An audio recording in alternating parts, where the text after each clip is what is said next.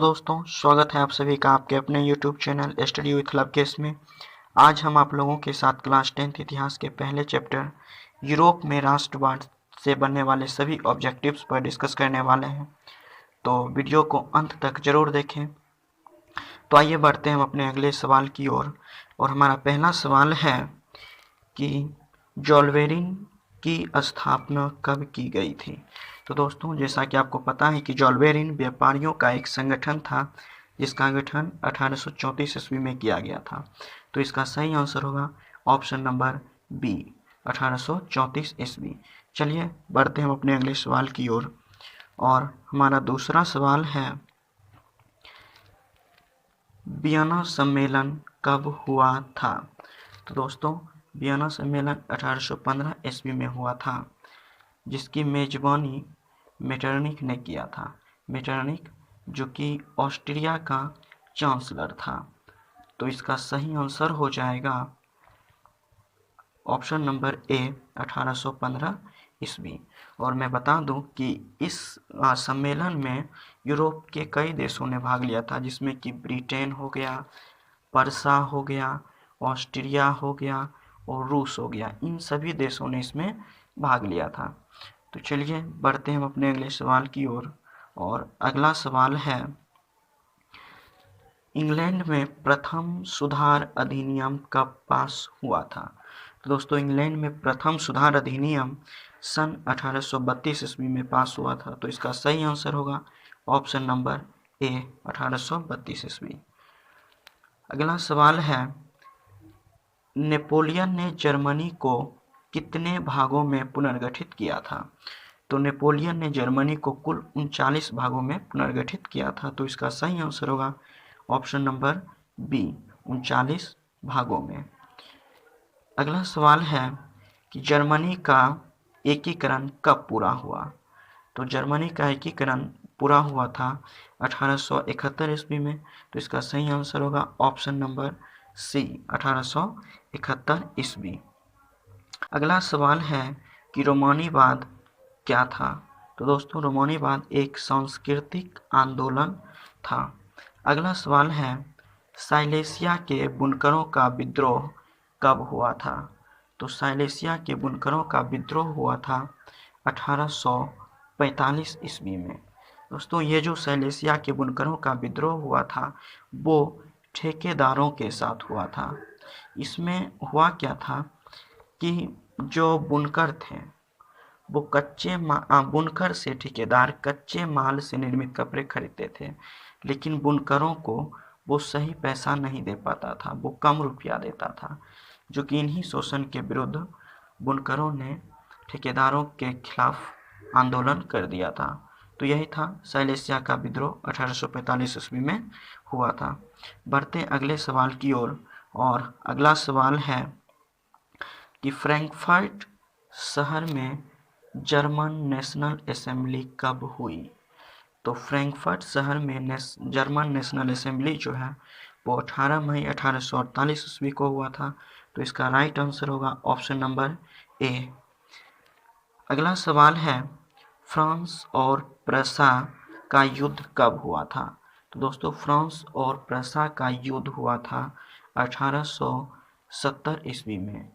और इस युद्ध में जो ये परसा है, आज फ्रांस है, वो ज़बरदस्त तरीके से हार गया था। और इस युद्ध को सेडोन के युद्ध के नाम से भी जाना जाता है। सेडोन के युद्ध के नाम से जाना जाता है। तो इसका राइट आंसर होगा ऑप्शन नंबर ए। बढ़ते हैं हम अपने अगले सवाल की ओर। और अगला सवाल है, सेडोवा का युद्ध किसके बीच हुआ था। तो दोस्तों, सेडोवा का युद्ध 1866 ईस्वी में ऑस्ट्रिया और पर्सा के बीच हुआ था, जिसमें ऑस्ट्रिया की ज़बरदस्त हार हुई थी। तो इसका राइट आंसर होगा ऑप्शन नंबर बी, जो कि ऑस्ट्रिया और पर्सा है। चलिए अगला सवाल है, काउंट काबूर कौन था। तो काउंट काबूर इटली का प्रधानमंत्री था और साथ ही साथ एक सफल कूटनीतिज्ञ तथा राष्ट्रवादी भी था। तो इसका सही आंसर होगा ऑप्शन नंबर बी, इटली का प्रधानमंत्री। अगला सवाल है, यूनाइटेड किंगडम का निर्माण कब हुआ था? दोस्तों यूनाइटेड किंगडम का निर्माण हुआ था 1707 ईस्वी में, और ये जो इसका निर्माण हुआ था वो एक्ट ऑफ यूनियन के द्वारा हुआ था। एक्ट ऑफ यूनियन के द्वारा हुआ था। तो इसका राइट आंसर होगा ऑप्शन नंबर ए 1707 ईस्वी। अगला सवाल है मेजनी का संबंध था। तो दोस्तों मेजनी का जो संबंध था वो एक कार्बोनरी दल से था।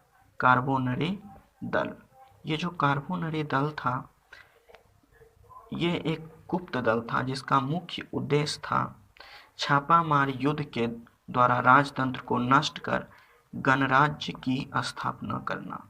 गणराज्य की स्थापना करना। तो इसका राइट आंसर होगा ऑप्शन नंबर डी।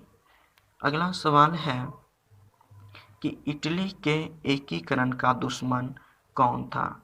दोस्तों इटली के एकीकरण का सबसे बड़ा बाधा जो था वो था ऑस्ट्रिया।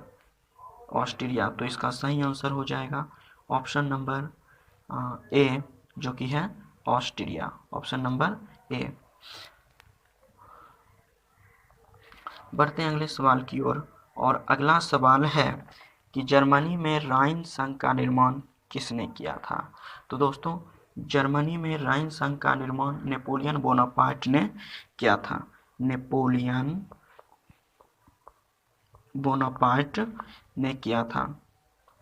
नेपोलियन बोनापार्ट को ही जर्मन एकीकरण की पृष्ठभूमि निर्माण का श्रेय दिया जाता है, क्योंकि उन्होंने 1806 ईस्वी में जर्मन प्रदेशों को जीतकर राइन राज्य संघ का निर्माण किया था, और यहीं से जर्मन राष्ट्रवाद की भावना धीरे धीरे बढ़ने लगी और जर्मनी में राष्ट्रवाद की भावना का उदय हुआ। तो इसका राइट आंसर होगा ऑप्शन नंबर सी, जो कि है नेपोलियन बोनापार्ट। चलिए बढ़ते हैं अगले सवाल की ओर, और अगला सवाल है कि रक्त एवं लौह की नीति का नारा किसने दिया था? दोस्तों रक्त एवं लौह की नीति का नारा, तो रक्त एवं लौह की नीति का नारा दिया था बिस्मार्क ने। बिस्मार्क ने दिया था, जो एक सफल कूटनीतिज्ञ था। बिस्मार्क समझता था कि सैन्य उपायों से ही जर्मनी का एकीकरण संभव है, इसलिए बिस्मार्क ने रक्त एवं लौह की नीति का नारा दिया था और उसी का अवलंबन किया था। तो इसका राइट आंसर होगा ऑप्शन नंबर ए, बिस्मार्क। चलिए अगला सवाल है कि फ्रैंकफर्ट की संधि कब हुई थी? तो फ्रैंकफर्ट की जो संधि है वो 1870 के सेडोन युद्ध, जिसमें दो देश शामिल था, एक था फ्रांस और दूसरा था पर्सा। इसी युद्ध के बाद 10 मई 1871 ईस्वी को दोनों देशों के मध्य शांति स्थापित करने के लिए फ्रैंकफर्ट की संधि हुई थी। तो इसका राइट आंसर हो जाएगा 1871 ईस्वी, जो कि हमारा ऑप्शन है ऑप्शन नंबर सी। तो चलिए बढ़ते हैं अगले सवाल की ओर, और अगला सवाल है यंग यूरोप तथा यंग इटली नामक संस्था का गठन किसने किया था? तो दोस्तों इन दोनों संस्थाओं का गठन मेजनी ने किया था, जिसमें यंग इटली का गठन किया था 1831 ईस्वी में और यंग यूरोप का गठन किया था 1834 ईस्वी में। चलिए देखते हैं अगले सवाल। अगला सवाल है कि पॉलीगनेक को प्रधानमंत्री पद पर किसने नियुक्त किया था? तो दोस्तों पॉलीगनेक को प्रधानमंत्री पद पर नियुक्त किया था चार्ल्स दशम ने, जो कि एक निरंकुश एवं प्रतिक्रियावादी शासक था। इसी शासक के समय में फ्रांस में जुलाई 1830 की क्रांति हुई थी। तो इसका राइट आंसर हो जाएगा ऑप्शन नंबर बी, जो कि है चार्ल्स दशम ने। अगला सवाल है यूरोप वासियों के लिए किस देश का साहित्य एवं ज्ञान विज्ञान प्रेरणा स्रोत रहा है? तो इसका राइट आंसर है ऑप्शन नंबर बी, जो कि है यूनान। तो दोस्तों इस तरह हमारा 20 सवाल कंप्लीट हुआ और मिलते हैं फिर अगले वीडियो में। तब तक के लिए बाय।